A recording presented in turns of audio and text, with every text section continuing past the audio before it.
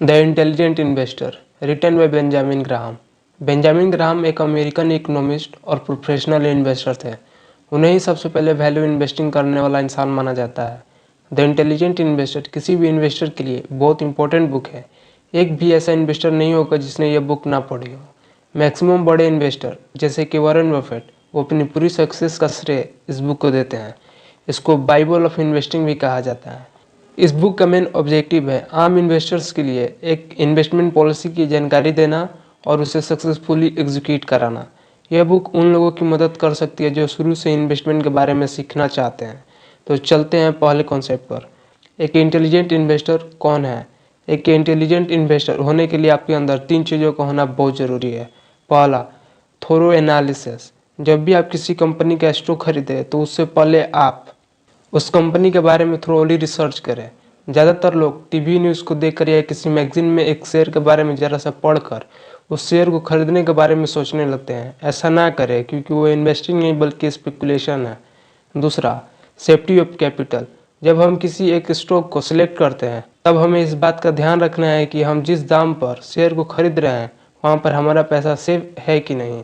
वहीं पर स्पेकुलेटर्स को सिर्फ एक चीज़ से मतलब होता है कि आज मैं अगर 100 रुपये का एक शेयर ले रहा हूँ तो क्या यह शेयर कुछ ही महीनों में डबल हो सकता है। ऐसी सोच रखने वाले लोग स्पेकुलेटर्स होते हैं। वहीं पर इन्वेस्टर्स इस चीज़ का ध्यान रखते हैं कि मेरा पैसा इस दाम में सेफ है या नहीं। तीसरा, एडुकेट रिटर्न। यह थोड़ा कॉम्प्लिकेटेड हो सकता है क्योंकि एडुकेट रिटर्न मतलब कितना रिटर्न, यह आप पर निर्भर करता है कि आप कितने रिटर्न पर संतुष्ट हैं।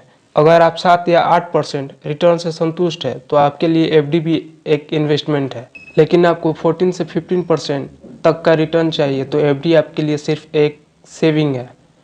तो आपके लिए कौन सा इन्वेस्टमेंट सही है कि आपको एफडी में इन्वेस्ट करना चाहिए या आपको म्यूचुअल फंड में इन्वेस्ट करना चाहिए जो आपको 14 से 15% का रिटर्न देगी, या आपको सीधे शेयर मार्केट में इन्वेस्ट करना चाहिए जो आपको 20% तक का रिटर्न दे सकता है। अगर यह 3 चीज़ें आपके इन्वेस्टमेंट शामिल है तो इसे ही सही इन्वेस्टिंग कहा जाता है। अगर यह 3 चीज़ें नहीं है तो इसे स्पेकुलेशन यानी सट्टा बोला जाता है। चलते हैं नेक्स्ट पॉइंट पर, वो है मिस्टर मार्केट। बेंजामिन ग्राहम ने बहुत ही interesting concept the intelligent investor में बताया है, वो है मिस्टर मार्केट का कॉन्सेप्ट। मिस्टर मार्केट एक काल्पनिक इंसान है जो मार्केट को चलाता है और वो बहुत ही इमोशनल है क्योंकि किसी दिन वो बहुत ही अच्छा फील करता है तो किसी दिन वो बहुत ही डिप्रेस रहता है। जिस दिन मिस्टर मार्केट अच्छा फील कर रहा होता है तो उस दिन सारे शेयरों के दामों को बहुत ही महंगे कर देता है और वो वैसे ही कुछ दिनों के बाद वो बहुत ही डिप्रेस फील कर रहा होता है तो उस दिन सारे शेयरों के दामों को बहुत ही सस्ता कर देता है। तो बेंजामिन ग्राहम कहते हैं कि आपको इंतज़ार करना है कि किस दिन मिस्टर मार्केट का मूड ख़राब है, उस दिन आपको उसके ख़राब मूड का फ़ायदा उठाना है और आपको शेयर को ख़रीदना है। और जिस दिन मिस्टर मार्केट का मूड बहुत ही अच्छा है उस दिन आपको आपके पास जो भी शेयर्स हैं उन्हें महंगे दामों पर बेचना है। इस तरह से मार्केट आपको नहीं बल्कि आप मार्केट को चलाएंगे। इस बुक का अगला सबक जिसने बहुत सारे इन्वेस्टर्स की ज़िंदगी बदल दी वो है मार्जिन ऑफ सेफ्टी। हम में से सभी लोग अपने एनालिसिस में कुछ ना कुछ गलती कर सकते हैं। चलिए मान लेते हैं हमारा एनालिसिस सही हो, ऐसा हो सकता है, लेकिन अगर इकोनॉमिक इन्वायरमेंट बदल जाए तो इसके कारण भी हमें नुकसान हो सकता है। इसलिए ज़रूरी है कि आप पहले से ही सेफ्टी लेकर चलें। उदाहरण के लिए मान लेते हैं कि आप एक सिविल इंजीनियर है और आपको एक पुल बनाने का काम दिया गया है जिसकी कैपेसिटी 10,000 पाउंड की हो। तो क्या आप एग्जैक्टली 10,000 पाउंड की कैपेसिटी वाला पुल बनाएंगे? मान लिया आपने 10,000 पाउंड की कैपेसिटी वाला एक पुल बना भी दिया, लेकिन अगर उसके ऊपर कहीं 11,000 पाउंड के वजन का ट्रक निकला तब तो आपका ब्रिज टूट जाएगा और आपके लिए प्रॉब्लम खड़ी हो जाएगी। वहीं अगर आप मार्जिन ऑफ सेफ्टी लेकर चलेंगे तो आप 10,000 का नहीं बल्कि आप शायद 11,000 या 12,000 पाउंड की कैपेसिटी वाला पुल बनाएंगे ताकि आपको और ज़्यादा सेफ्टी मिल जाए। तो यही सेफ्टी का नियम आपको इन्वेस्ट करते समय यूज़ करना चाहिए जिससे आप किसी भी कंपनी का शेयर उसके फेयर प्राइस के नीचे खरीदें। यानी उसका फेयर प्राइस 100 रुपये बनता है तो आप उसको 100 से नीचे यानी 80 या 70 रुपये में खरीदना चाहिए ताकि आप उस स्टॉक को खरीदते ही लाभ कमा सके। तो हमेशा मार्जिन ऑफ सेफ्टी का ध्यान रखिए। कोई भी कंपनी का शेयर आप ले रहे हैं तो बिना मार्जिन ऑफ सेफ्टी का मत लीजिए। चलते हैं नेक्स्ट पॉइंट पर, वो है आईपीओ। आईपीओ में इन्वेस्ट करने से पहले बेंजामिन ग्राहम कहते हैं कि आप पहले ध्यान में रखिए कि आईपीओ आपको कौन बेच रहा है, क्योंकि शेयर मार्केट में एनएसई बीएसई स्टॉक एक्सचेंज से जब आप स्टॉक को खरीदते हैं तब आपको आपके जैसा ही एक आम इन्वेस्टर शेयर बेच रहा होता है। लेकिन जब आप आईपीओ में शेयर खरीद रहे होते हैं तब कंपनी मर्चेंट बैंकर्स के साथ मिलकर आपको शेयर बेच रही होती है। जब आप स्टॉक एक्सचेंज से शेयर खरीदते हैं तब मार्केट प्राइस को डिसाइड करता है और ऐसे में बहुत ज़्यादा चांसेस रहते हैं कि आपको स्टॉक अंडर वैल्यू मिले। लेकिन अगर कंपनी खुद अपना शेयर मर्चेंट बैंकर्स के साथ मिलकर बेच रही है तो 0% चांसेस रहते हैं कि आपको वो शेयर अंडर वैल्यू मिले। अगर कंपनी का ओनर खुद अपने शेयर को बेच रहा है तो वो उसे महंगे में ही बेचेगा। इसलिए जहां स्टॉक मार्केट आपको मौका देता है किसी भी शेयर को सस्ता खरीदने का, वहीं पर आईपीओ में एक तरह से गारंटी रहता है कि आप शेयर को महंगे में ही खरीदेंगे। तो आईपीओ के पीछे क्यों भागना, जबकि आईपीओ को खरीदने का प्रोसेस भी आसान नहीं है और वहीं पर स्टॉक मार्केट से आप आसानी से किसी भी शेयर को खरीद सकते हैं।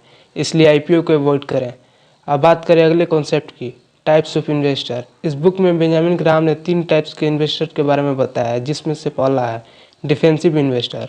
बेंजामिन ग्राहम के अनुसार डिफेंसिव इन्वेस्टर वो इन्वेस्टर होता है जिसको लॉस से डर लगता है, जो टाइम नहीं देना चाहता है, जो रिसर्च और ज़्यादा रिस्क नहीं लेना चाहता है।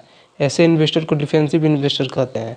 यह इन्वेस्टर ऑटो पायलट टाइप के नेचर के होते हैं। वो ऐसे शेयर को खरीदते हैं जिसमें ज़्यादा सोचने बिचारने की ज़रूरत ना पड़े। दूसरा, इंटरप्राइजिंग इन्वेस्टर। बेंजामिन ग्राहम के अनुसार इंटरप्राइजिंग इन्वेस्टर वो इन्वेस्टर होता है जो रिस्क लेना चाहता है, जो मेहनत करना चाहता है और जो इन्वेस्टमेंट में रिसर्च के लिए टाइम दे सकता है और उसको खुद पर काफ़ी भरोसा होता है, जिसको लगता है कि मैं अच्छी रिसर्च कर रहा हूँ और जो खुद पर कॉन्फिडेंस रखता है। बेंजामिन ग्राहम बोलते हैं कि इंटरप्राइजिंग इन्वेस्टर ज़्यादा रिटर्न बनाता है, उसको डिफेंसिव इन्वेस्टर के मुकाबले बहुत ज़्यादा और अच्छा रिटर्न मिलता है। डिफेंसिव और इंटरप्राइजिंग इन्वेस्टर में क्या डिफरेंस है? Defensive investor auto pilot nature का होता है। वो ऐसा पोर्टफोलियो बनाना चाहता है जिसमें ज़्यादा सोचने की ज़रूरत ना पड़े और रेगुलर ट्रैक करने की ज़रूरत भी ना पड़े। जबकि इंटरप्राइजिंग इन्वेस्टर रिसर्च कर सकता है और वो ऐसा पोर्टफोलियो पसंद नहीं करता जिसमें ज़्यादा सोचने की ज़रूरत ना पड़े। इंटरप्राइजिंग इन्वेस्टर को डिसीजन लेने में प्रॉब्लम नहीं होती है। इसके अलावा डिफेंसिव इन्वेस्टर इमोशनल होता है, वही इंटरप्राइजिंग इन्वेस्टर इंटेलेक्चुअल होता है। वो अपनी नॉलेज और इंटेलिजेंस पर भरोसा रखता है। अब बात करते हैं तीसरे इन्वेस्टर्स की, हाइब्रिड इन्वेस्टर। वो लोग हैं जो डिफेंसिव भी होते हैं और इंटरप्राइजिंग भी होते हैं। या दरअसल उस कैटेगरी के लोग होते हैं जो टाइम नहीं खर्च करना चाहते या रिसर्च कर ही नहीं सकते क्योंकि रिसर्च का उनको नॉलेज नहीं है और ये पैसा भी नहीं खर्च करना चाहते। बेंजामिन ग्राहम कहते हैं कि आप हाइब्रिड इन्वेस्टर बिल्कुल मत बनिए, या तो प्रॉपरली रिसर्च कीजिए, अगर ये नहीं कर सकते तो डिफेंसिव इन्वेस्टर की जो स्ट्रैटेजी है उसे फॉलो कीजिए। आई होप ये वीडियो आपको पसंद आया होगा। ऐसी इंटरेस्टिंग वीडियो देखने के लिए आप मेरे चैनल को सब्सक्राइब कर सकते हैं।